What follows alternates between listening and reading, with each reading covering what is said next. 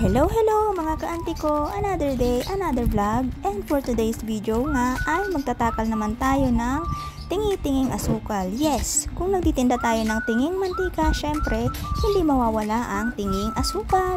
At ayan nga, hinanda ko na yung electric pan ko, at ito nga ay hinanda ko na rin ang embudo at ang ating kutsara at ang gagamitin nating asukal. Syempre hindi mawawala yan.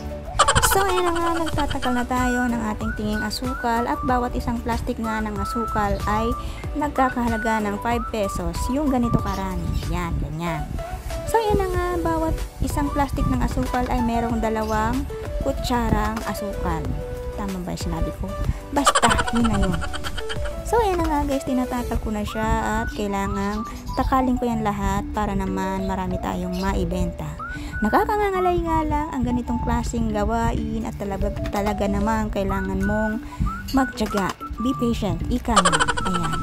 Sakit talaga to sa balikat, kaya naman ox na talaga ang halagang 5 piso, at ganito na nga karami ang isang plastic. O, paulit-ulit na naman ako. So ayan, medyo marami na nga natakal natin dyan, pero hindi pa rin tayo tapos, at marami-rami nga ito dahil 1 kilong asukal nga ang tatakali natin dyan.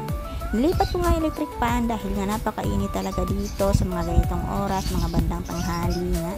So ayan, marami na tayong natakal na plastic o na-repack na asukal.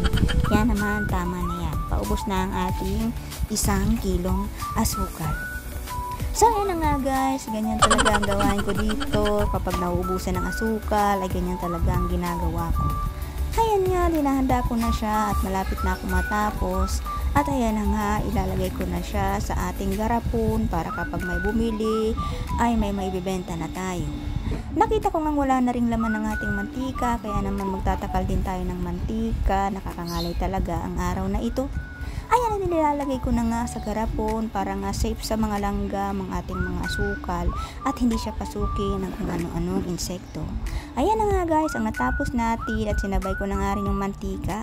Bukod nga sa mantika at asukal, ay nagtatakal din ako ng cornstarch at ng harina at ng asin.